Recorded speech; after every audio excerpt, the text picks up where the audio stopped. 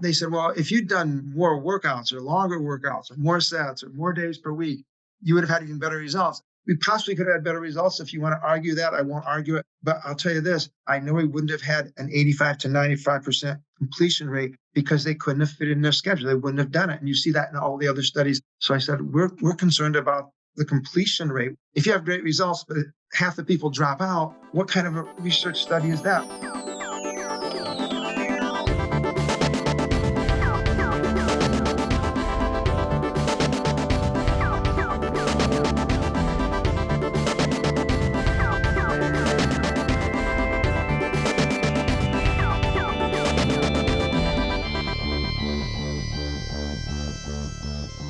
We are about to launch. Liam Jesse intro time. Liam Jesse intro time. Peanut butter jelly. Peanut butter jelly. Peanut butter jelly. With a baseball bat.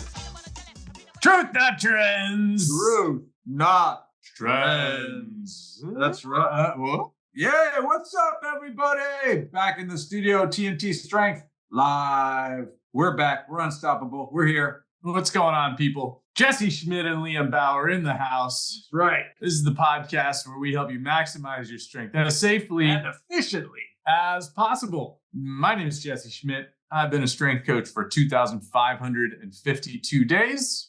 My name is Liam Bauer, and I have been a strength coach for 36 years and still going. Still going. It's out of here. Well, we on the heels of some sad news about losing Roger Schwab, a longtime, over 50-year veteran of the fitness industry. We got to have another titan of the fitness industry Indeed. on with us today. Dr. Wayne Westcott is back for his second trip on the TNT podcast, and That's right. great to have him. It was incredible. Always a pleasure. I wanted to me and Wayne stay in contact all the time behind the scenes, but I invited him to see if he would be interested in coming back, and he was gracious enough to join us today and share a ton of awesome stuff as he always does. It was almost 6 years ago we realized that last time we had him on the show, before we even had the pleasure of Desmond Cappy McNeese hiding in the background and making sure we're looking good and sounding good. Go back and listen to that episode if you have the time. It's episode number 28. Wow. And all the way back to 28. Yeah, well worth it because, Dr. Westcott, he's recently retired, but he spent over 4 decades as a scientist and researcher in the area of strength training, body composition. And he brings up many studies in this conversation we have with him. Yes, and he's written a bunch of great books, which we talk about a few. I highly recommend if you're interested in just safe, efficient, effective strength training, go out and look for some of his offerings. He's got a great book on strength training past 50. Building Strength and Stamina is a great one. I mean, there's a whole litany of amazing books out there written by him or him partnering with other people. So highly recommend all of his stuff. And yeah, just thrilled to have him on the show. It's going to be good. Look forward to it. And lots of research shared. We did a lot of talking about some older population training, a little bit about younger population training, a lot of stuff about gaining muscle, losing fat, protein, all kinds of good stuff. All kinds of good stuff. So you guys are going to love that interview. Before we get to the interview, we want to remind you to visit tntstrength.com to check out the 5 delicious, nutritious supplements we have available for you. Liam, what do we have available? We've got all the important stuff. We got, of course, a delicious, chocolatey good whey protein powder. We could all use a little protein. Protein powder is just proteins, just food and easy to digest powder form. Sometimes you're trying to hit those protein numbers and you don't want to eat another chicken breast. Bam, just whip up a shake, do it Jesse style, throw in some egg whites. And get that 70 grams of protein in one big blast. Delicious. That's only one way to go. So we've got that. We've got, of course, some probiotics, a little gut health, always good. Get that stuff in order. Treat that gut microbiome to some happy bacteria. We got, of course, some fish oil. plenty of, omega 3s, omega 6s, all the, no, not 6s, 3s are the good ones. Yummy. And of course, we have creatine monohydrate, the best, most effective, most researched strength training supplement out there. Did I miss one? K2D3. Bingo. Good for those immunities, good for the bones, all kinds of good stuff. They work together as a great synergistic relationship. I love that word. Synergy. Synergy. Yes. Remember, at TNT Strength, we recommend a high protein, whole food diet. But if you know you've got some gaps, these supplements can be a great way to make sure your nutrition is comprehensive. Indeed. So sit back with your favorite protein shake, Slap some extra egg whites in there. and enjoy this interview with Dr. Wayne Westcott. Boom.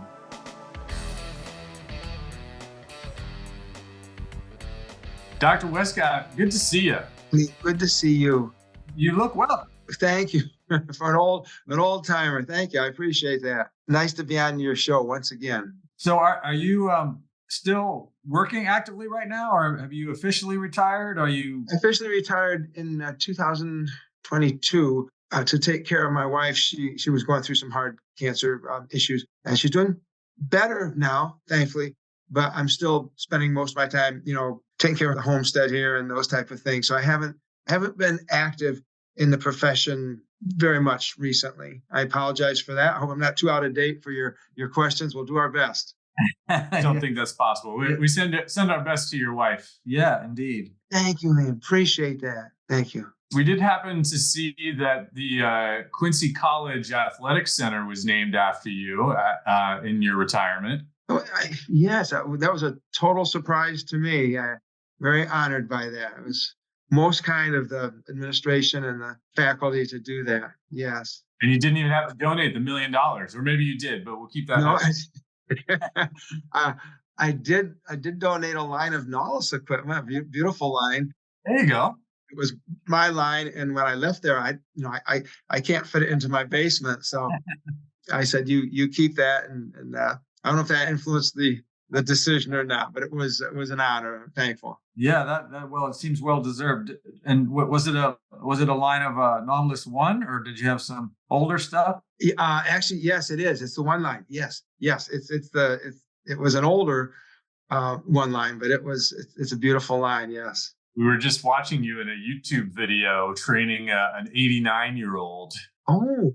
That was several years ago, but Yeah. pretty cool to see. People are constantly amazed that 80-somethings and 90-somethings can lift weights. I know that's not news to you, but our oldest client in our studio right now is 90 years old, and everybody that sees him, working out, they use the word inspiration a lot. Yes, it's inspirational. Yes. I've been lucky enough to work with a lot of guys in their 70s, 80s, 90s, and it's always a pleasure. Yeah, we're super happy to have him. He if you can imagine, Wayne, he was a college professor himself and recently retired, only recently, and had never done any strength training his entire life. So he started his strength training career with us at 89 years old. Yeah, and he's been going for about a year now. Yeah, he comes once a week, which is what fits his schedule. And I think when we started out, he was doing about 120 pounds on the leg press, Nautilus leg press. And he recently did over 2 minutes continuously with 300 pounds. We have these little clubs we have up on our mirror, like you can be in the 200-pound club, the 300-pound club. So he's like, I want to be in the 300-pound club. And I was like, all right, well, we're going to get you there. Yeah, it's very exciting. So now I'm telling him I want him to go to the 400-pound club. So Wow, that'd be amazing. He's 90 years old right now? Yeah. That's great. Yeah, it's super fun to have him here. And we had a recent email from another friend who made the mistake of saying to me, he goes, well, I figure you guys mostly work with 30 or 40-year-olds and don't have any experience with older clients. And I was like, you are totally incorrect. We spend most of our time with 50 plus. Wow. And we have quite a few, 70s, 80s. Yeah. And we train them all the same way, high intensity, one set to failure. Yes. Yeah. Thank you. Well, just based on what you said, I'll give you an example, and then I'll give you a research study that we did. We've actually done several research studies with older adults, but we had an older adult. We did a research study on bone density with postmenopausal women, and it was a 9-month study. And we did just one set of, at that time, we only had 10 exercises. We did 10 exercises, one set each. And the oldest one she was 79 when she started to study. Okay. I'll tell you why I said 89 in a minute. She was 79 when she started to study. So however many years that is, 15 years ago, is No, that? she's in her 90s now. She's Way in her 90s, yeah, 94, right? So I haven't seen her for a couple of years, but until she was 89, for 10 years, she had increased her bone mineral density. She went from being osteoporotic to osteopenic. All right, so from osteoporosis to osteopenia, which is a step up, which is a good move, of course. But for the next several years after the first year, that 9-month study, she held her own. She had bone density tests every year, DEXA scans every year. And for the next 10 years, from 79 to 89, she did not lose any bone mineral density, which is totally amazing at that age for postmenopausal women, obviously postmenopausal, who had never strength trained before. And she is still strength training today, because I check on her with the staff. She's doing very well. So the benefits of that, as well as being more physically fit and stronger and being able to do the activities of daily living better, it is indeed a benefit for bone mineral density. And we found that was true in our study as well with all of our postmenopausal women who are, at least over age 60.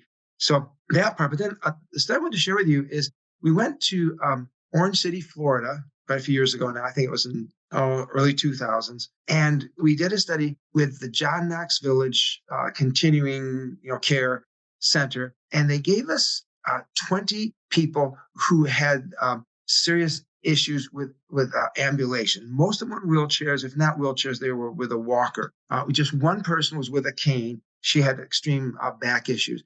And we trained them for 14 weeks. Again, just one set of, I think they had, they actually brought a line down that was designed specifically for older individuals in wheelchairs so they could transfer from their wheelchairs really well. They built a nice line. I think we had probably 8 machines that we did at that time, 8 or 9 machines that we did. And after just 14 weeks, on average, this group that was, impaired in terms of their ambulation increased their lean weight, which would be muscle mass, maybe some bone, obviously, but mostly muscle, by 4 pounds. And they actually lost, although they didn't need to, because at that age, you want to keep a little fat on, but they lost 3 pounds of excess fat. So they made a 7-pound change in their body composition, half pound a week, in 14 weeks. That was truly remarkable. But most important, all but one were out of their wheelchairs. And the one that wasn't out of her wheelchair, they gave us a double amputee, so she couldn't be out of her wheelchair. But at that time, they didn't have, the prosthetics, and she wasn't able to, she was pretty old.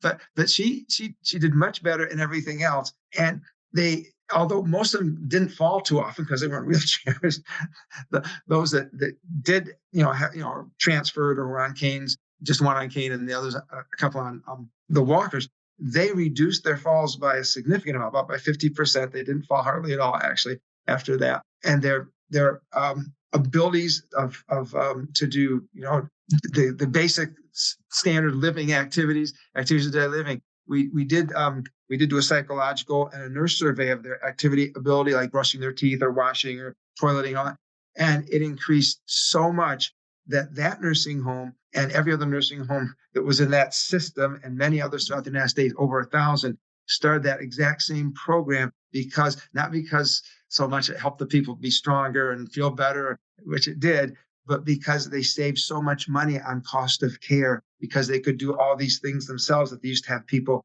helping them, assist them with. So there's no age that's too old. The average age in that study was 89. So, just about like your 90-year-old, Liam and Jesse. So I just share that with you that certainly older adults can benefit psychologically and physiologically from strength training. Yeah, for sure. I mean, we actually did an episode recently talking about some of our very recent success stories, and we had a 77, I believe, year old woman who was only with us for maybe 6 weeks. She put on about 5 pounds of muscle. We had a 65-year-old guy. After only 12 workouts, he put on like 5 pounds of muscle. Yeah, it's amazing. And as you said, I'm always trying to remind people that, the balance thing always comes up, right? This is such a normal thing. Yes. And they say, oh, I have to practice balancing. I'm like, you didn't forget how to balance. You just are losing strength. I said, add the strength, the balance will improve. You don't need to stand on wobbly things. You just need to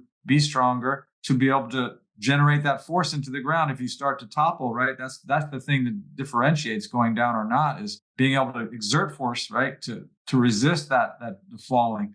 And people become more stable. They notice it. We get these stories all the time. Someone will tell us, "Oh, I was walking through the parking lot, I tripped, and I was easily able to, keep myself from." And I know it's because I've been doing the strength training. Like, they have those epiphanies. Yes, you are 100% correct. It's not about balance. I'm not against doing balance exercises. If people want to do them, that's fine. But that's not the key to maintaining your balance when you're walking, especially ambulatory balance. And we did research on that also. I'm trying to remember the exact percentage. Oh, I think it was roughly, it was 45 to 60% improvement in a standard balance test simply by doing 10 weeks of the same strength training that we always do, which is one set of 8 to 12 reps. And the studies that I shared with you, we did not do high intensity. We have to share some of our high intensity studies with older adults too, but we just did regular strength training for a variety of reasons. We did see significant increases in balance. We did more than one study on that simply by doing the strength training and without adding any balance exercises to it. So you're 100% correct. The whole thing is the strength to maintain your equilibrium. Yeah. You mentioned another interesting thing, Dr. Westcott, which is that you had this group on average gain 3 or 4 pounds of muscle, but also lose a couple pounds of body fat. And I mean, were you even coaching these people on nutrition, or was that just kind of the natural process of starting this strength training program? No, it was in all of these studies that I share with you, including the ones. We have one here from Physician Sports Medicine we did a few years ago, and that we looked at 1,700 adults and older adults. Then we did another study, similar study, with 1,100 subjects, so a total of 2,800 subjects, almost identical results. And this was just in 8 weeks, 2 months of standard strength training. On average, they added 3 pounds of muscle in the 8 weeks, and they lost 4 pounds of fat. No change in diet whatsoever, just due to the strength training. They did do a little aerobic activity, but minimal. The whole focus was on the strength training. And we used the American College of Sports Medicine guidelines with the standard. It has been the standard in our profession for a long time. Now, we also do a lot of high intensity, as you know, and we'll talk about that later if you'd like. I'd love to. But those standard training protocols. And this was actually from the 2006 ACSM standards, in which the person who wrote the strength training chapter was a high intensity fellow, and to some degree. And in the actual guidelines of that year, the Bible of exercise physiology from the ACSM, it was recommended that we do just one set of strength training of 8 to 12 reps. So that's how we could do that. That's why we did that, actually. So we're right in line with the guidelines. But they also significantly reduced their blood pressure and made a lot of other changes. But that their body weight didn't change, only by a pound, but they actually made a 7-pound change in 8 weeks in their body composition. Now, it's not as good as you get when you do the high intensity. And we weren't doing one-on-one. These were kind of, we had a research room, and we had small groups study. Small groups would come in from 6 o'clock in the morning till 8 o'clock, and I had 14 classes a day with about generally 6 to 8 people, never more than 8 in a class. Still incredible results, and especially in a relatively short amount of time, right? People don't understand the dramatic shift that can occur with just a small intervention, right? We always talk about here, at our studio, we recommend 2 30-minute strength training workouts a week. And, that's kind of our catchphrase, it's like you have 168 hours in a week, and it only takes 1 to get in great shape, right? Because awesome. That's like a tiny percentage of the time of, each week. Then people complain, oh, we don't have time to do it. I'm like, well, you need like a tiny percentage of your total week. Yes. What we did in those same 2 studies that I shared, that together, or even individually, the largest studies ever conducted in our field. We don't have large studies like that. Again, 1,700 in one and 1,100 in another, and almost identical results. Not quite, but we compared 1-day-a-week training, 2-day-a-week training, and 3-day-a-week training. That was actually the title, Prescribing Physical Activity, Applying the ACSM Protocols for Exercise Type, Intensity, and Duration across 3 training frequencies. 1 day a week with the standard, it worked, but it it was on the low end of the relatively low rate of improvement. I'll put it that way. Okay, they still added muscle, and they lost fat, and they reduced their blood pressure and those types of things. But the 2 day a week and the 3 day a week, and we did 20 minutes of strength training, so not even as much as you're doing. So you'd get, I'm sure, better results. Of course, with the high intensity, definitely better results. But in the 20 minutes twice a week versus 20 minutes 3 days a week, the 3 day a week people lost a little more fat weight, which you might expect, might not, but we did expect that. They also had a little bit greater blood pressure reduction. I guess, I don't know, endurance usually recommends 3 days a week. But in terms of muscle gain, this is with basically almost 3,000 subjects. In terms of muscle gain, there was no difference, not even any difference between 2 days a week and 3 days a week. They both added in 8 weeks 3.1 pounds of lean weight. We would assume most of that would be muscle weight, and they they did nothing different except the frequency of training. So 2 days a week works just as well for building muscle. Same with our bone density study, works just as well for building bone. But there may be some other benefits of going more frequently, but they don't relate to the musculoskeletal benefits, which is the most important reason why we do strength training. Right. And I mean, with such a huge population, it's a very, comprehensive study, right? As you said, the biggest one ever done. And what's interesting now is it still keeps coming out in current research that you have many, many guys, still saying that, more volume is better, more frequency, more volume, right? It just is going to be better. But anecdotally, at least, and in the trenches, to me, it doesn't seem to really hold up. I mean, we get such great results with the model that we use. There's no reason, especially with the time constraints that everybody struggles with, there's no reason to try to get them to go more often, 4 days a week. I agree. In our several sequential research studies on weight loss and body composition, which is probably the biggest issue in the United States for sure, Canada and most other countries, of weight gain and the BMI being too high, even though we don't go by BMI because it doesn't tell you what the ratio or the relationship of the lean weight and fat weight is, so it doesn't give you much useful information really. But in those studies, all the weight loss studies and the weight maintenance studies, we had outstanding results with 2 days a week and one set, 20 minutes of strength training. And because we try and follow the ACSM guidelines for research publication purposes, if you will, they do about 20 minutes of very moderate aerobic activity. All right. So that's twice a week. So the total time twice a week for us would be 40 minutes because they did 20 minutes of strength and 20 minutes of cardio. They could fit that in, and that's so important. Most people don't realize how important that is. When we shared the results of our weight loss studies, which were remarkable and published in peer-reviewed journals, the compliance that our participants had was off the chart. Usually in exercise programs, you get a 50% dropout, and definitely in weight loss programs, you get a 50% dropout. And we had between 85 and 90% completion rates of the starters that start the program, which is totally remarkable. And when people criticized our approach, the approach that you use and that we use, the brief, relatively intense workouts, one set to failure, they said, well, if you'd done more workouts or longer workouts or more sets or more days per week, you would have had even better results. And we said, I don't think so. I think we possibly could have had better results. If you want to argue that, I won't argue it. But I'll tell you this, I know we wouldn't have had an 85 to 95% completion rate because they couldn't have fit in their schedule. They wouldn't have done it. And you see that in all the other studies that go, high frequency or multiple sets, the dropout rate is always higher. So I said, we're concerned about the completion rate. Why would it, let me say that differently. If you have great results, but half the people drop out, what kind of a research study is that? Well, it's a good research study, but what kind of an practical application is that for the people that need us most? So I agree with you. How much longevity is there in that? It seems like an argument. I like to say that those people are majoring in the minors. If you're just consistent over a long period of time with your strength training and your nutrition, then I mean it's almost inevitable that you'll do it, as you're saying, maintain, bone, mineral density, maintain strength, maintain muscle.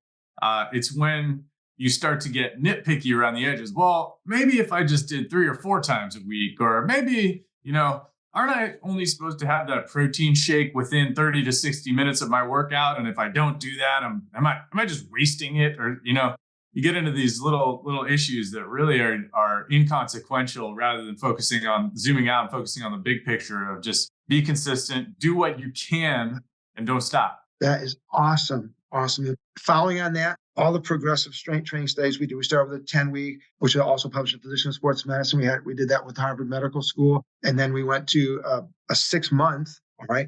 And then we went to something that's rarely done. There are lots of weight loss studies. They all work. Everybody always loses weight. But in almost every weight loss study, 99% would be an underestimate. They lose muscle as well as fat, because they're not doing strength training, and they're typically not getting enough protein because they're cutting their calories too low, and that cuts the protein as well. So they lose a significant amount of muscle, about 20 to 30% of the weight loss in almost every weight loss study you see is from lean weight or muscle mass, which is bad. You don't want that. It reduces metabolism, you gain the weight back.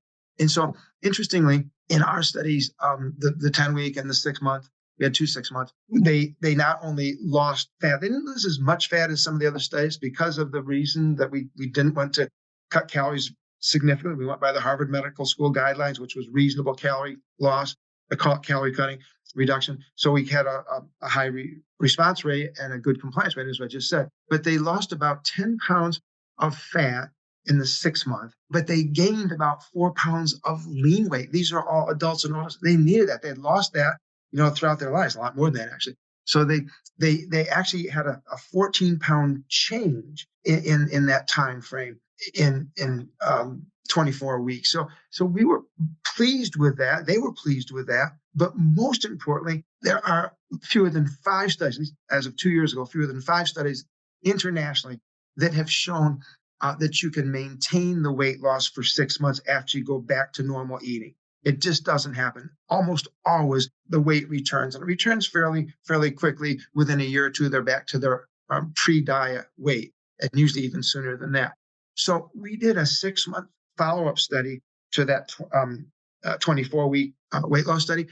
And not only did they maintain statistically their body weight, it went up a little bit, but let me tell you why. And because they continued 1 protein shake a day, and they continued to do their brief strength training that we asked if they wanted to, and they said, yes, we would. They would, and they did. In the next 6 months, unlike almost any other study ever done, they not only maintained their body weight, but they lost 1.5 pounds more fat, which is very minimal, but they gained 3.0 pounds more muscle, which is very significant. So that's why they added 1.5 pounds, which was not statistically significant at all. They stayed the same, but they actually were about 5 pounds better in their body composition after they went back to their normal eating. And then we had one more group that said, we'll go 3 more months. And they did. So even 9 months after, they continued to build muscle and lose fat on I'm going to say our system. It's not my system, but same system that you're using. Yeah, that's incredible. It's funny because a lot of people try to kind of minimize that progress and say, oh, it was only 1 pound of muscle, or I only lost 1 pound of body fat. I wanted to lose more, And we have people come to us sometimes who want to lose 20, 50, 100 pounds of body fat, and we try to just encourage them to just celebrate any progress, just make things trend in the direction that you want them to go. There's no right amount of muscle gained or body fat loss. It's just about the overall trend. I'm curious to hear your opinion on. Liam came up with these guidelines actually, but in our business, we basically try to keep our nutrition coaching very simple. So we recommend that people try to eat their ideal body weight in grams of protein. So I always use myself as an example. If I'm trying to eat, or if I'm trying to weigh 170 pounds, which is where I like to be, I try to eat 170 grams of protein per day. And then this is I think the kind of the genius. It's such a simple thing that Liam came up with, but it works so well. You pick your ideal weight and then you add a 0 to it. So if I like to weigh 170 pounds, I add a 0 and I get 1,700.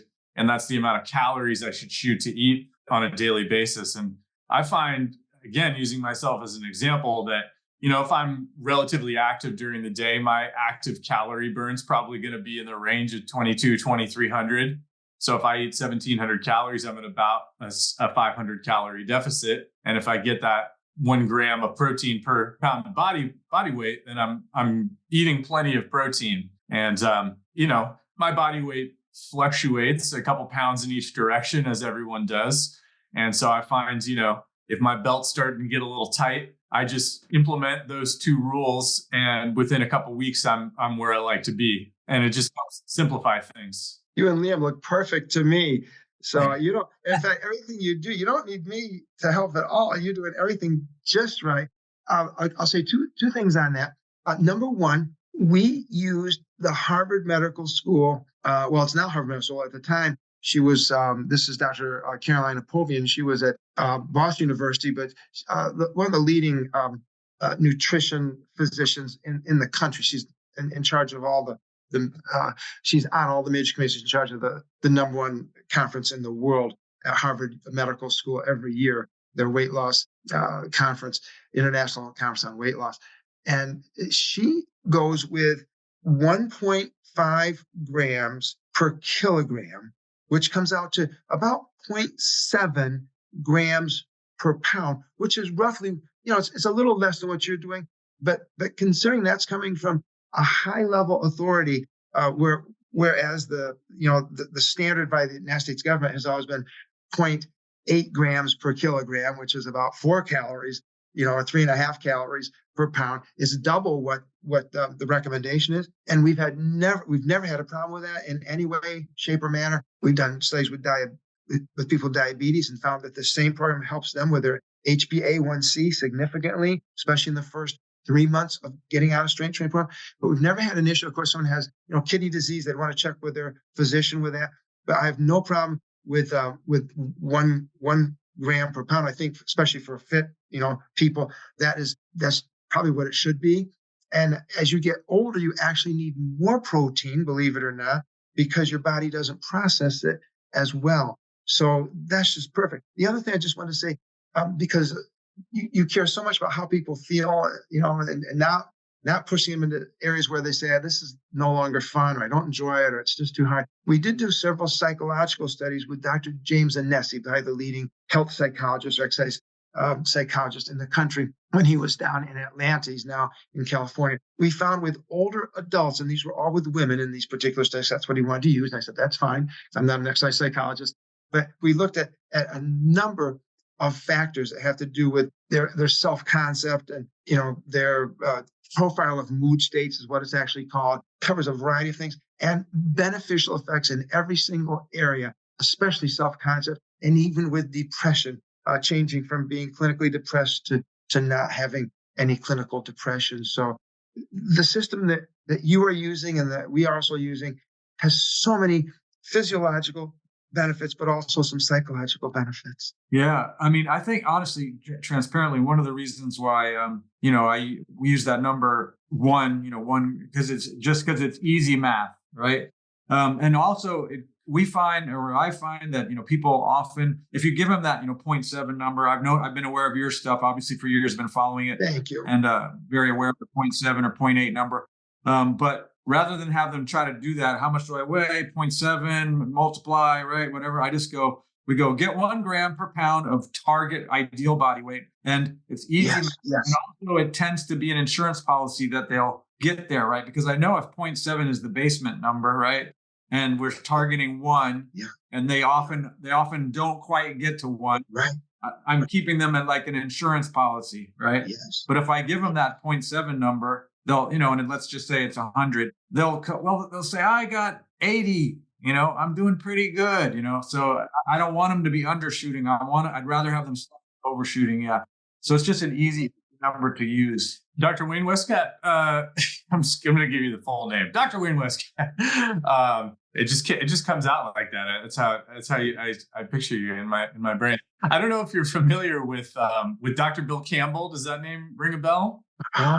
He's a scientist down in Florida, and we've been in touch with him. We actually had him as a guest on the podcast somewhat recently, and he mentioned a fascinating study where I think it was all female participants. I can't remember the age range, but they actually overfed that group with protein and compared them to a control group that was going through a calorie deficit. And they wanted to figure out, which group would lose more body fat. And interestingly, they found that the group that overate protein actually lost more body fat than the group that, so I'm talking, they're in a calorie surplus, right?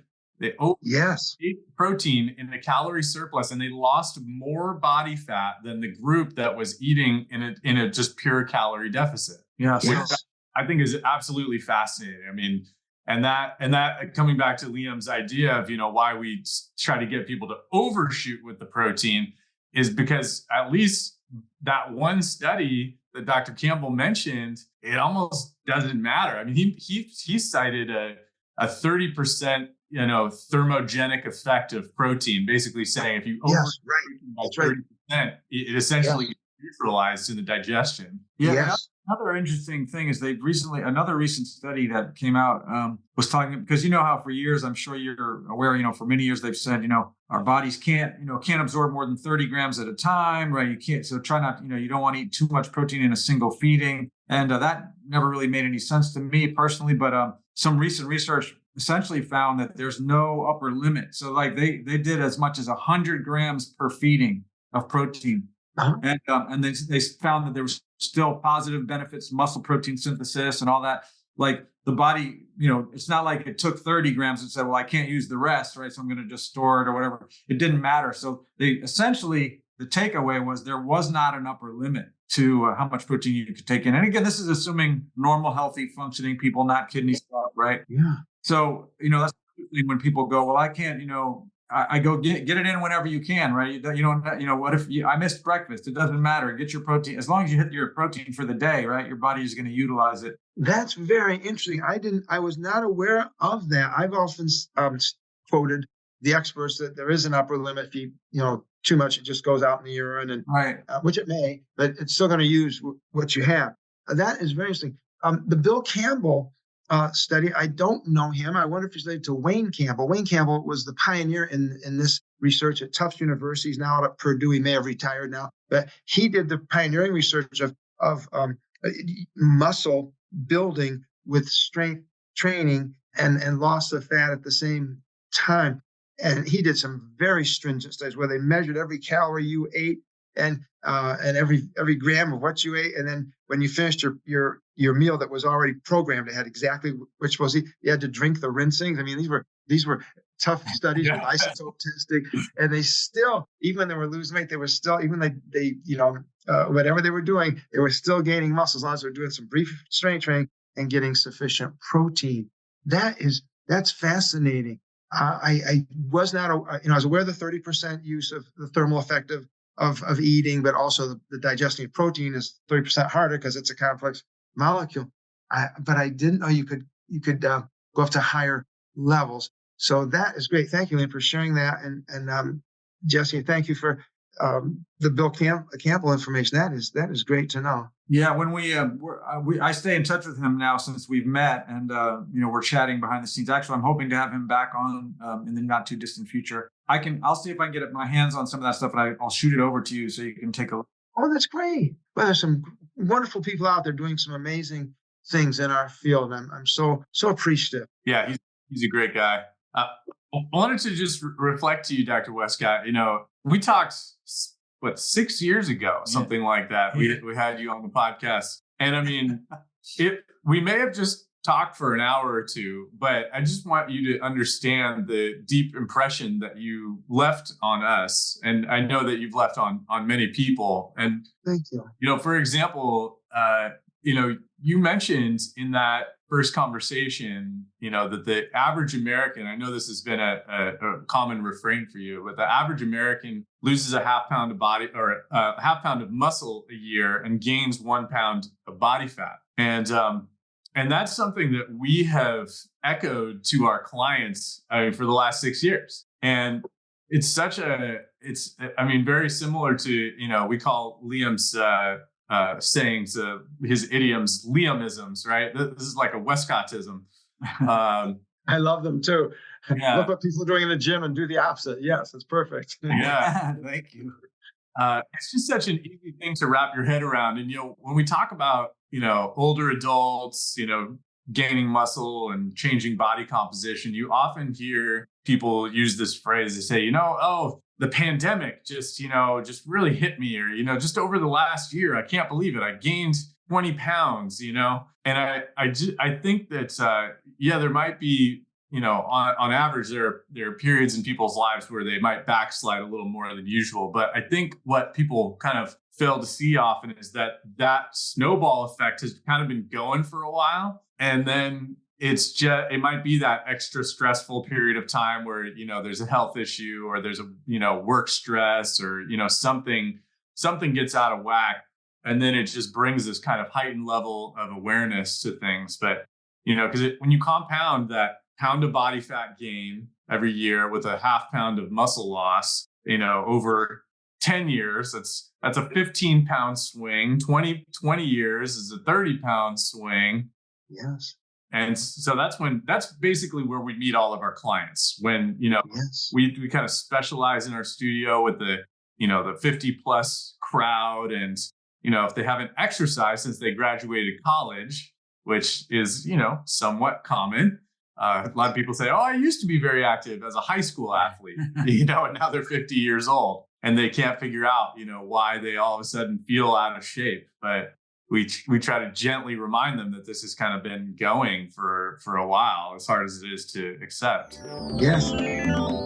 Hey, what are those guys doing here? Whenever I feel like I'm stalling out on my bench press, I know I need a new strength curve. Whether you're stalling out on the road or stalling out in the gym, you need something with great engineering. That's right. So look for the pendulum. Pendulum. Not just your average strength machines. No, they have smooth strength curves, amazing rigidity. And did we mention the engineering's fantastic? That's right. Not to mention, they come in cool colors. Like red and silver. Well, that was kind of weird. What was that all about? Back to the interview. That brings me, I forget more than I remember now, but I turned to one of the pages because we've been talking really about older adults a lot and the protein and the exercise. And in this study we did actually we had a very fine high intensity medical doctor who is well known, probably one of the best known orthopedic surgeons in the United States, Nick Danubli, down. He worked very closely. He was in Philadelphia with our friend who you shared just passed away, and I'm so sorry. Roger, yes. But Nick Danubli was in on this, and of course, Dr. Apovian and many others. But what we did in that particular study, we looked at all the people that were in the first weight loss study. And then we looked at just the people over age 60. And I want to just share one thing with you. All the things we looked at, blood pressures and lean weight and waist circumference, all that, percent fat, et cetera. But in terms of lean weight gain, and these were people that were doing the 0.7 grams of protein per day, all right? And they were also on the diet. The diet was, this again, Harvard Medical School's diet plan was it wasn't a low, but it was about 1,200 calories, 12 to 15 for women and 15 to 18 for men per day, which isn't going crazy like 1,000 calories, 800 calories. And so the total group, the lean weight gain when they were on the diet plan, but taking the extra protein and doing the standard strength training program was 0.75 kilograms. This was a 10-week study. Just a 10-week study. So again, they're not gaining weight quite as quickly because they're on a lower calorie diet, but they gain 0.75 kilos. So multiply that by 2.2. All right. So it's going to be somewhere around 2 pounds. The over 60 participants in the same category, because they need protein more and strength training more and respond so much better because they're already further away, as you said, 15 pounds minimal per year change in body composition. They're so far away from their ideal body composition, they gained double that. They added 1.53 kilograms of muscle during that same period on the same program. So when people say, well, I'm too old for this, say, no, you're perfect. You may not be, it may not be as strong as the person half your age, but you're going to make progress at twice the rate of that person. And that is so reinforcing. Yes. I mean, I'm always trying to get people to understand that exact thing. Like the more deconditioned you are, right, the faster, the better, the more profound the results, right?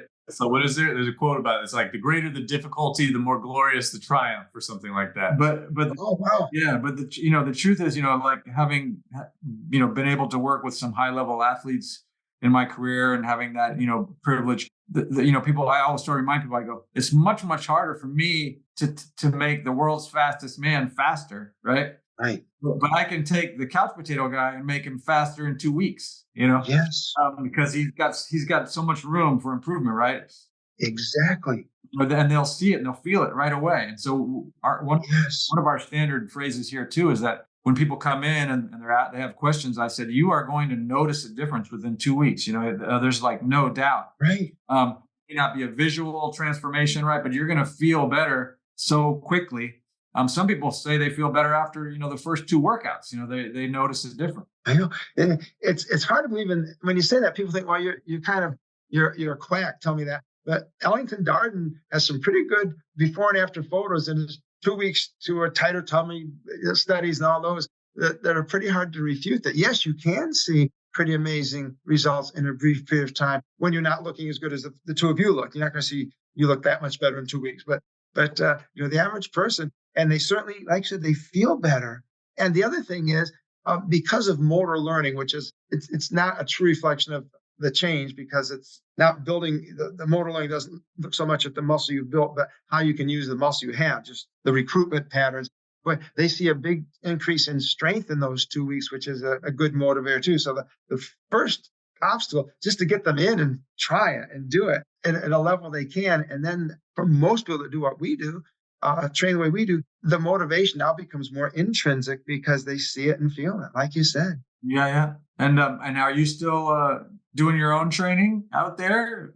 Yes. I could train at the college. Of course, they give me all the privileges to do that naturally, but it's a little ways away, and I don't want to take too much time away from being here at my wife's. So I have a couple NOS machines in my basement. I don't have that big a house, but I have a leg extension, leg cross. I get my leg work, and I can do my lower body work in the house.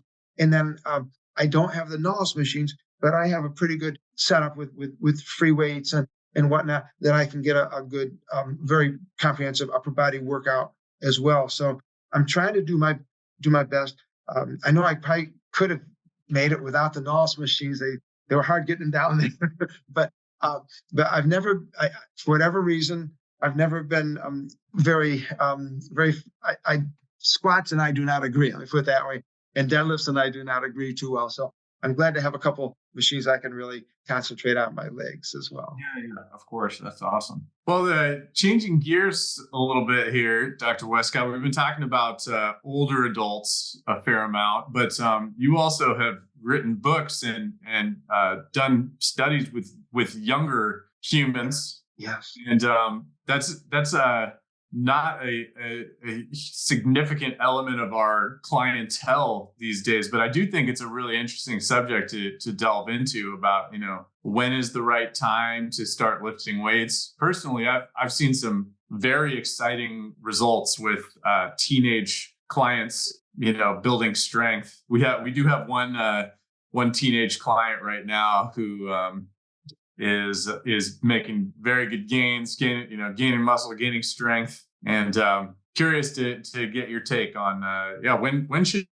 should people start lifting? Well, we did numerous years of studies, about 15 years, actually more than that, probably about 20 years of studies, 15 with Dr. Avery Feigenbaum, who's the leader internationally in youth strength training, without question. He was my doctoral student. I was his advisor back in 1990. And we normally started with 9, 10-year-olds. We did go down 7, 8-year-olds, even 5, 6-year-olds, and they can strength train with no problems whatsoever physiologically, and they can make improvements psychologically. They have to be able to keep their attention. 5-year-olds were a little tough on us, just holding their attention. They'd see something, then they'd forget what they're doing. But 7 and 8 is awesome. 9 and 10 is fabulous. And let me just give you a study. We did not do this study. We did so many studies, but this is one we didn't do, but it's a wonderful study. And it was in Australia. And it was during the 10 months of the Australian school year.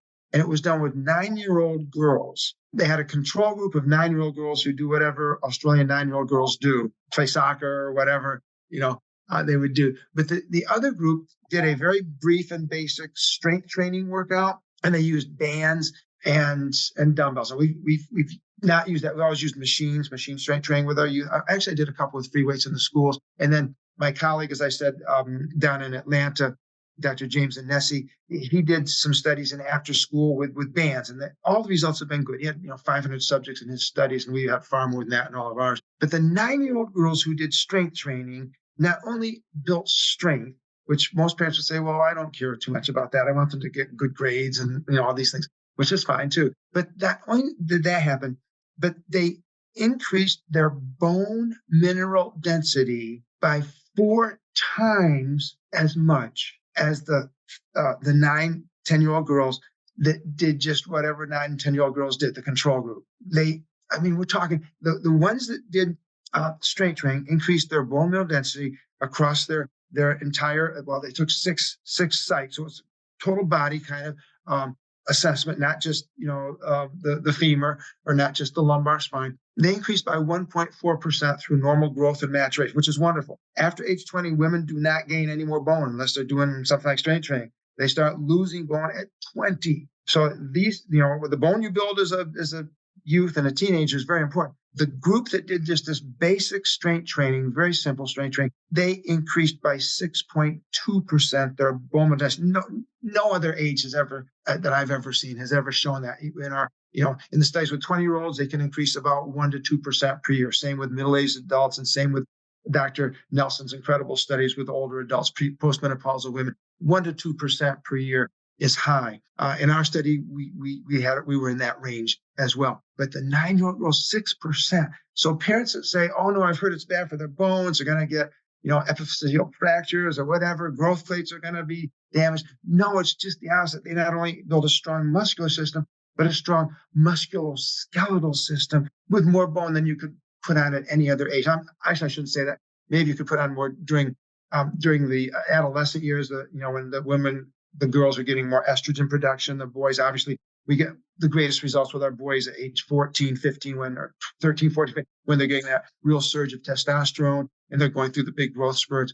But there's no better time to build muscle or bone than as a pre-adolescent or an adolescent. No better time at all. This is just a curiosity I have in the moment here. I don't know if I had seen a study somewhere or where this idea came from, but is there any correlation between building muscle as a teenager and maintaining more muscle as you age? Yeah, there certainly would be. And I say that because the opposite we know is true.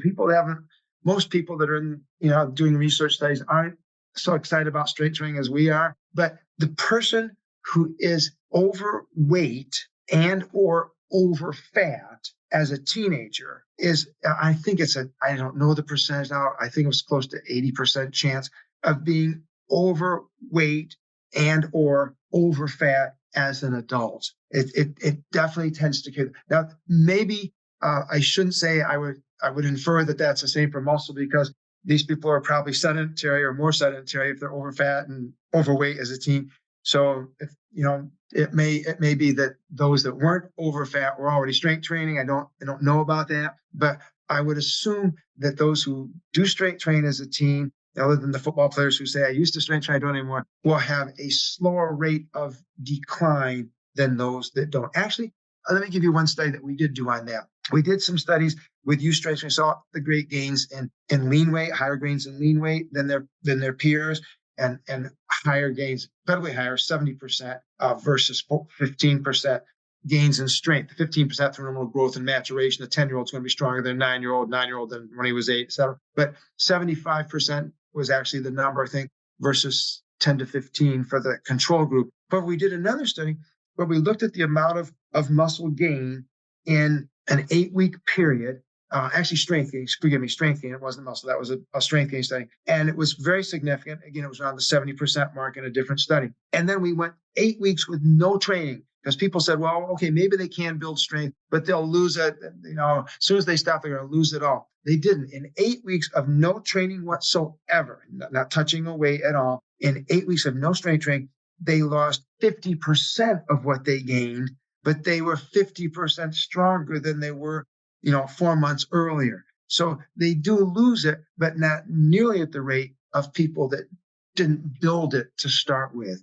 So I think I would agree with what you said. I think that the person that built strength as a youth will certainly maintain that strength and muscle mass longer than a person who didn't do that. Yeah. There's just no time like the present to get to it. Right. Yeah. You're never too young, never too old. It's the one thing that you can maintain longest throughout your life. In other words, you talked about building speed and people getting them to get faster. We lose speed pretty quickly as we age. I know that for sure because I still try to run and it's just not there. All right. We lose endurance a little more slowly. In other words, your sprinters are usually in their 20s. Okay. Your Olympic sprinters, sometimes you get some in their 30s, but it's rare. Your distance runners, they can maintain pretty well till in your mid 30s maybe, and then they start to taper off. So you can maintain cardiovascular endurance a little longer than you can maintain neuromuscular speed. But boy, you can maintain strength, muscle mass, and muscle strength much longer, much longer than either of those. You can maintain strength, I'm still training fairly heavy. I'm 75, so well until your 60s or 70s. Ellington Darden just wrote a new book on older adults staying stronger longer, or still staying stronger longer. He says he's still doing the same workouts at 80 that he did at 60. I may not be doing with the same weight, but at least he's doing the same workouts, and he looks pretty good to me. So I agree with you 100%. I think that's a convincing fact for many older adults to start a program. So how do you get a 9 or 10-year-old to strength train? I mean, are you doing body weight exercises with them? Are you putting them through the same Nautilus stuff that you put that's impressive. I'm not against body weight. I'm not good at chin-ups. I never have been and never will be. It's just not in my structure. But I'm very good at dips.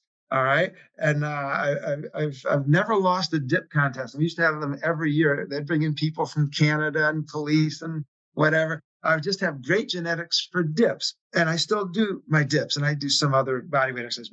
But the problem with body weight exercises for youth is that most youth, I'm talking about pre-adolescents, but also probably a lot of adolescents, they're involved in sports, right? Other activities, recreational activities like, biking or skiing or things like that. Most youth are too heavy to do body weight exercise. When I served on the President's Council of Physical Fitness Sports as the strength training consultant, only 1 in every 2 elementary school, junior high, or high school youth could do a single chin-up, for example. So, say, well, we're going to do chins. Well, it's very hard for them to do chins. They can do none or 1, a couple, unless they're an athlete. Push-ups, yeah, they can do a few, but they just kind of hold their arms straight and wag their tummy up and down. It's pathetic how they do the push-ups in most cases. They go real fast and just part way and whatever. And dips, they're not good at dips. They get down, they can't get up, then they injure themselves. So we always use weights because no matter how weak or how obese the child is,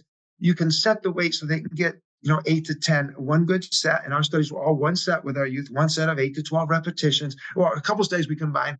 We didn't combine. We examined higher reps with lower reps and didn't find a big difference. We liked the 10 reps was the best we felt. But as long as they went to failure, muscle fatigue within the anaerobic energy system, they did just fine. So there's a range that they can handle that maybe wouldn't be as appropriate for older adults who already have lots of aches and pains and musculoskeletal injuries from previous years, et cetera. But we found that using the machines, because they were very safe and very effective and they couldn't get hurt, in the schools when they didn't have machines, when I went into public schools to do studies, I had to use free weights, but they were fine too. The physical education teachers were very, very conscientious, and the other students, they took it seriously with the strength training. They loved it, just absolutely loved it. So I don't know why I even got off on this topic, but I was just asking if you did body weight or machine based. Yeah. We like the machines because you can accommodate. Plus, with body weight, nothing wrong with body. Like I say, I love doing dips and things like that. But you can't increase the resistance very much unless you're growing. I suppose that would, but you're not going to do it, every week or every month. Whereas with the weights, once you get stronger, you can increase the resistance to match their new strength. And in many of our studies with these children, unlike adults, every single workout for 8 weeks, they either increase the number of repetitions. When they would get to 12, we'd increase the weight by, whatever the lowest amount on the, we'd have little saddle weights, actually just 1 pound, 1.25 pounds. We had 1.25, 2.5, etc. So we'd increase the weight, or they would increase they'd either increase in reps or weight every single workout for 8 weeks. what a motivator that is when you're always seeing improvement. Again, they got the testosterone, they're growing, etc. The human growth hormone is perfect. But yeah, they can do just great with the weights. If you don't have weights, then of course you can modify your push-ups. You know how you would do that: the wall, and then a table, then a chair, and then on the floor, etc. You can modify them. But we always felt really comfortable with the weights. Yeah. Well, now I know not to challenge you to a dip contest. So Well, give you just one story. I don't give many stories, but I was working with the Bengals with Kim Wood and Ted Lambrinides and all that group. I worked with about 6 of the professional football teams. Yeah, awesome. Just as a consultant, I didn't train any of the players. I just go and try and share our research that supported what they were doing. They could see they didn't need my research at all, just like you don't need my research. You can see it yourself. But Ted Lambrinides said, Wayne, we've been having great results with negative only dips with our players. He says, they're getting so strong with negative. Well, dips. I said, well, that's good. Dips are great. Dips get your triceps, your anterior deltoids, your pectoralis major, and your latissimus dorsi. And as long as you have a fairly standard grip, it gets so much your upper body muscular. He said, yeah, you want to do one? I said, well, sure, I'll try one. I don't do weighted negatives. I did weighted dips. I didn't do weighted negatives. Heavy negatives. And so I was up on the dip bars while he strapped some weight on me, and I wasn't looking what he strapped on. And he said, well, you're pretty good at these, aren't you? I said, well, I really like dips. He said, okay. And I didn't know what he put on, but as soon as I unlocked my elbows, I felt that he put on way more than I could do, because he's used to, doing 260-pound people. I'm 160 pounds. And boy, I went down and I didn't come up. And I didn't hurt myself badly, but he was very, he knew I hurt myself a little bit. He felt terrible. And he says, not your fault. I should have reminded you that I'm not like you're a 260-pound professional football player. So yeah, you can be stupid. And I've learned most of what I've learned by making mistakes. And so you don't want to do too much in a dip, because it really can impact your shoulder girdle structure and get a serious injury. That is one of the trickiest things about, being a strength coach is switching gears based on the person you have in front of you. In our business, I was just looking at Liam's Monday schedule, and he's got about 10 people in a row, so he's going to be going for 4 or 5 hours straight. Hopefully he'll catch a bathroom break or a sip of water here and there. But, his schedule might look like, an 86-year-old fall, with nerve issues, followed immediately by a 35-year-old, who can squat and deadlift, with perfect technique, followed by a 57-year-old who's trying to lose 20 pounds. And, it's just kind of all over the board, like very different compositions. And it's sometimes challenging, particularly, that professional football player in terms of strength is way at the far end of the genetic spectrum. We are just mere mortals compared to them. That's a lot of people in one day. Oh my goodness, how do you even remember what you're doing? But it is definitely an art form as well as a scientific endeavor.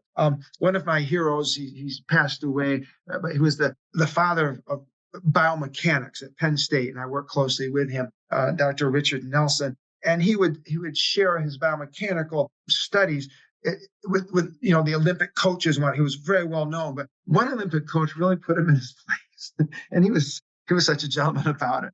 He said, well, you should do this, and you should this, and this is what happens. You do this. And this coach was from, I don't know what country, one of the Iron Curtain countries at that time. So and he says, yes, Mr. Dr. Professor Nelson, and would you please remind me, how many Olympic athletes have you coached? And so Dr. Nelson said, I got it right away. It's not just what happens in the laboratory. It's working with people and observing and processing. And the art form is just as important, I suppose, as the scientific application. So yes, good job, Lee. Yeah, there's definitely an art and a science. There's no doubt about it, and it's nice to try to find a way to marry the two. And Jesse's schedule is just as diverse as my own. I mean, all of us here, we have a small team. There's only 3 of us. Our newest guy is a young man, Eric, who's just been with us for a brief time. He's doing fantastic. He's he's got his degree in kinesiology, and he's like stepped in and just doing a really wonderful job. And it's fun. We all have this very diverse palette of people each day, which makes it fun and interesting. But yeah, you do have to make those adjustments. I remember for a few years I was working with almost entirely with like very high level combat athletes. This was probably in the early 2000s. People in the UFC, jujitsu guys and boxers and judo. And I was around these populations quite a bit. And I remember I transitioned back to sort of a regular health club atmosphere, and I was working with these women, and I found myself, barking at them and, being aggressive because I'd been, and finally this lady goes, "I just want you to tell me that I'm doing well." And I said, "You're right. I'm sorry." Because I'm just like working with these like hyper masculine, combat guys, right? And I'm like, I gotta adjust my brain, because like you don't need that same kind of, you don't need that feedback, right? That's right. Everybody. Some people respond well to that standard coaching approach, like, "Come on, you can do better." Yeah. And others, it's like, "I quit. I need to. I did a little bit better. I went from 5 pounds to 6. That's awesome. Wow." And it really is. That's like a 20% gain, for heaven's sakes. Yeah.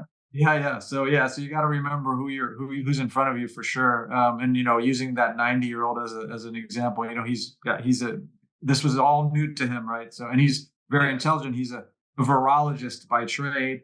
He's a doctor. He's been a college professor for years. He's got a book that is in its 18th edition or something. Goodness. So he's still, he's very intelligent. So I always have to duke it out with him, right? Because he's not the strength training expert, but he's always afraid, right? He's afraid that I'm going to hurt him, or it's going to, that it's too much, he's not right. So I've had to really gently ease him forward. But as we mentioned, he's now in our 300-pound club and still making progress. Yes. So, that's been an interesting adventure as well, just working with him specifically. Yes, indeed. I'm thinking back now. My mom passed away when my dad was 82, and my dad had been caring for my mom, and he had lost so much weight. He was much taller and better looking, smarter than me. He was 6 feet tall, and he only weighed 124 pounds. He was skin and bones. And I said, "Dad, we got to start you on a strength training program." Well, in a year and a half, he had added, and I know this because I did his body compositions, he added about 14 pounds of, did I get that right? No, went up to 148. He added about 20 pounds of lean weight. That wasn't all muscle. Wow. And 4 pounds of well-deserved fat. Okay. So from 124 to 148.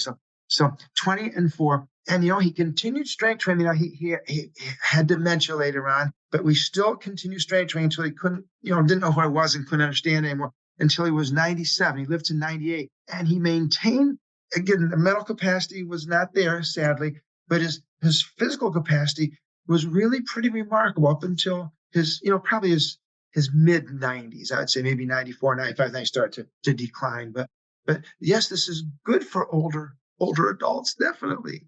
I guess those negative dips were doing the trick for him, huh? He didn't do negative. I didn't do dips with him. I probably could have. I know they're great, but again, they worked well if you put a 200 pounds on a 260 pound guy, but not if you do it on a 160 pound guy, at least not me. Dusty and I are on our way to Massachusetts to challenge you to a dip contest. Oh dear. No, I don't. Probably. I wouldn't stand a chance against you two, but we used to have a lot of fun doing it. My friend Dick always won the chin-up competition, even against Navy SEALs. He was great at chins. We're training partners. We still train together today, although he almost lost his life with a sepsis episode this past October. But he would always win the dip contest, and I'd always win the chin contest.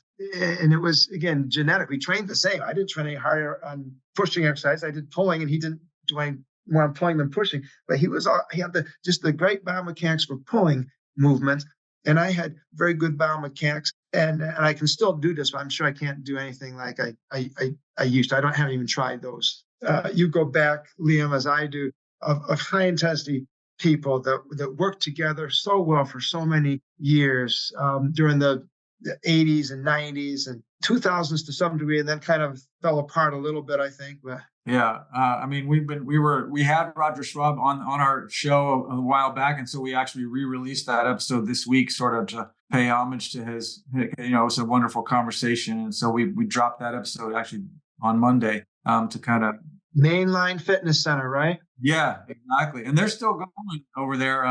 You know, I'm sure they're all struggling for the loss. It's so recent. Yes. I have a copy of one of your books that I like called Get Stronger, Feel Younger. Yes. The cardio and diet-free plan, firm up and lose fat. Thank you. This is one of my favorites. What year is this one? It goes back a ways, early 2000s, I think. Oh yeah, 2007 it says. 2000. Gary Reinl encouraged me to write that. I don't know if you know Gary Reinl. I used to be a big knowledge person. Did some stuff together with Gary, great guy. He was down in Philadelphia, knew all the Philadelphia people, of course. Raj, he opened the 6th knowledge center in the world. I think Raj was first or second or third or whatever, and Nick Danubli, that whole group. But yes, we wrote that, and that would have been a best-selling book. And I say that since I've had maybe one or two, but never a top, never a New York Times bestseller. That would have been a New York Times bestseller book, but they wouldn't have counted because originally the contract was Prevention Magazine.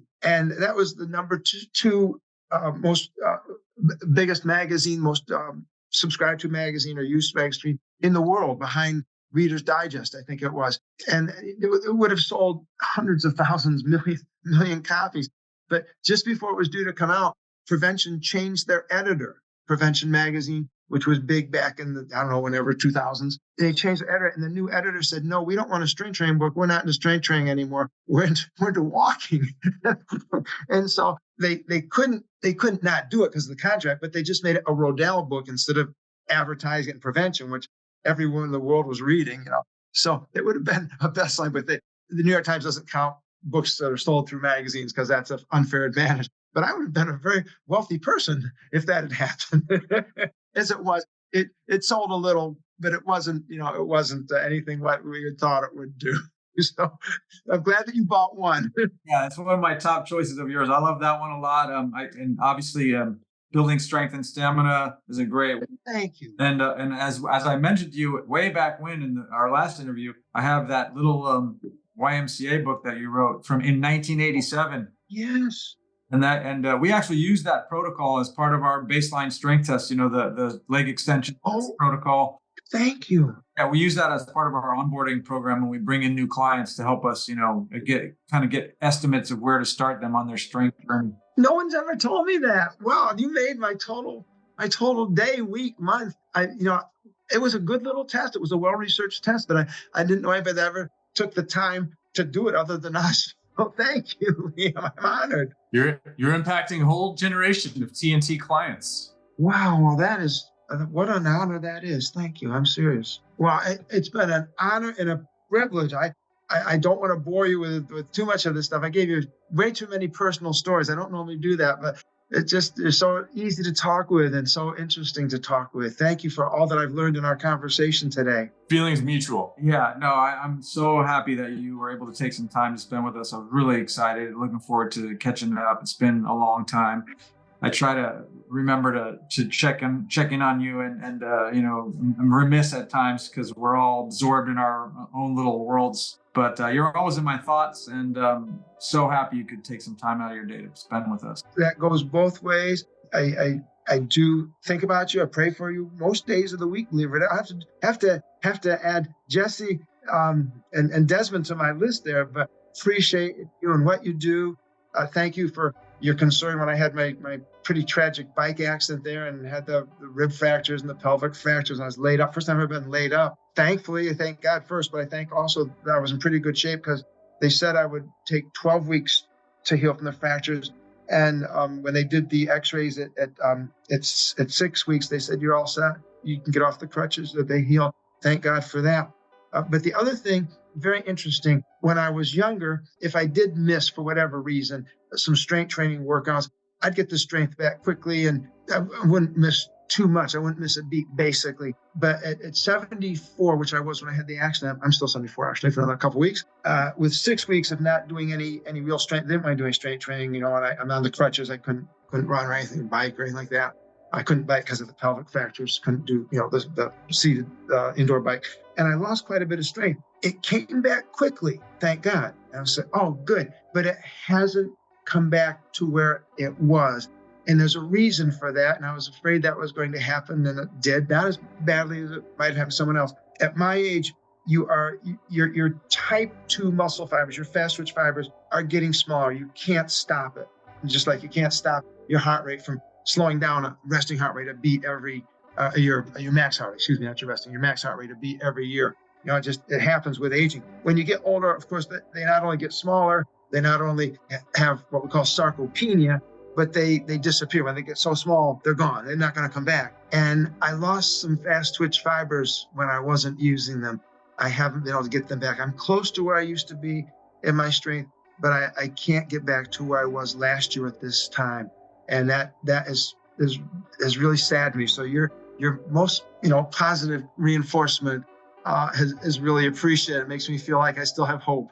But it is important as you get older, now say, well, I'll take a couple months off from this. I'm going to go to Florida for the winter. I'm not going to strength train. No, don't just walk, strength train, because the older adult will lose muscle mass at a more rapid rate. You can gain it at a more rapid rate because you're so far from your potential. We've shown that in numerous studies, but apparently you can also lose it, and you don't want to do that. That's for sure. All right. Well, I'm going to have to go do some heavy leg pressing. Let's go work out. I'm trying to hold on to my 500-pound leg press. Wow. We don't even have a machine that goes that high. Yeah. We have one. I think we have a Nautilus Nitro leg press, and it tops out at 495. But we got a little device so we can add extra weight to it. That's incredible, Liam. I am so proud of you. Thanks. We got some guys up there going around 570, I think, at this point. That's awesome. Congratulations. That's right. Well, thank you again, and please do keep in touch, and a continued success for the wonderful service that you are providing to so many thousands of people. Thank you so much. Thank you, Dr. Westcott. Talk to you soon. God bless you, Desmond, Jesse, and Liam. What a trio. Thank you. Have a great day. Bye-bye. Thank you. Bye now. Boom, baby. What's up, people? Thank you so much for listening to this episode of Truth Not Trends. That's right here at TNT Strength Headquarters, Truth Not Trends. Please, if you enjoyed this episode, subscribe, rate, and review us on whatever platform you're listening to us on. And don't forget to share with a friend. You can find us on the web at tntstrength.com. That's right, TNT Strength now coming to you in person at 5255 College Avenue in Oakland, California. You can call the studio 510-768-5421. You can also text us at 855-796-9905. Or shoot us an email at contact@tntstrength.com. And whatever you do, stay off of that stupid blue bubbly bosun.